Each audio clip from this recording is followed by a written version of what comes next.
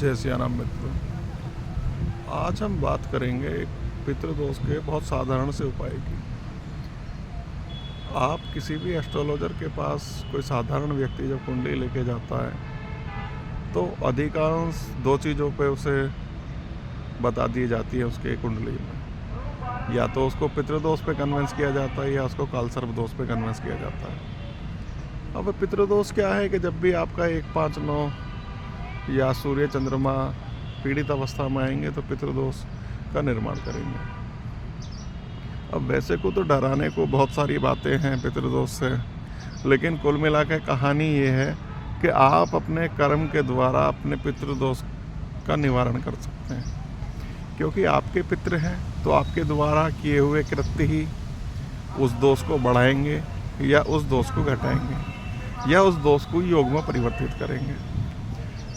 तो कहानी कुल मिला के ये है कि आप जितना अपने पितरों का ध्यान करेंगे, जितना अपनी परंपराओं का निर्वहन करेंगे, जितना अपने माता और पिता की सेवा करते रहेंगे, उतना आपको आपके दोष में आराम मिलेगा।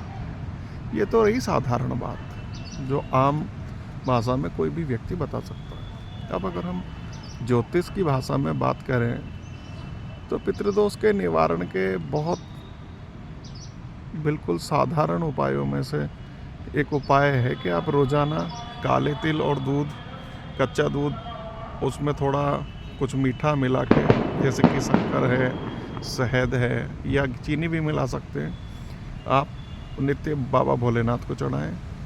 प्लस आप रोज़ाना पीपल को जो है उस जल को चढ़ा के और रोज़ाना जो है उसकी पीपल की 7 परिक्रमा करिए। तो उससे क्या है, धीरे धीरे जो आपके जो पितृदोष बना हुआ है वो धीरे धीरे कम होना शुरू हो जाएगा।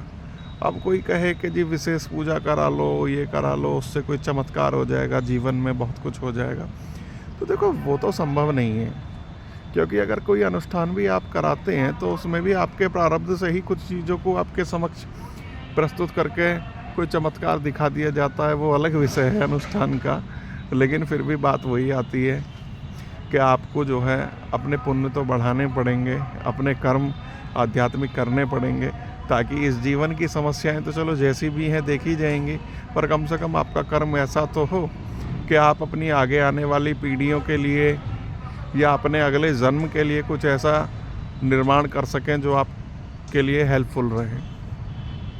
तो गंगा स्नान करिए नित्य जितना संभव हो, रोज़ाना पीपल को जल चढ़ाइए, रोज़ाना महादेव की पूजा करिए। प्लस आप और कुछ स्तोत्र के भी पाठ कर सकते हैं, जैसे कि आपका संकट मोचक है आपका गणेश जी का, या कोई भी जिस भी देवी देवता को आप पसंद करते हो उसकी आप आराधना करेंगे तो उससे आपको लाभ मिलेगा। तो इन सब चीज़ों से पितृदोष का आसानी से निवारण किया जा सकता है। तो मित्रों, साधारण चीज़ों पे फोकस करना चाहिए हमेशा, क्योंकि जटिलता तो जीवन में वैसे ही इतनी है कि आप जटिल उपाय, जटिल चीज़ें देखेंगे तो चीज़ें खराब हो जाएंगी। भगवान और ज्योतिष को जितने सरल तरीके से कर सकते हैं उतना सरल तरीके से करिए, आपका जीवन सुख में रहेगा। जय सिया राम।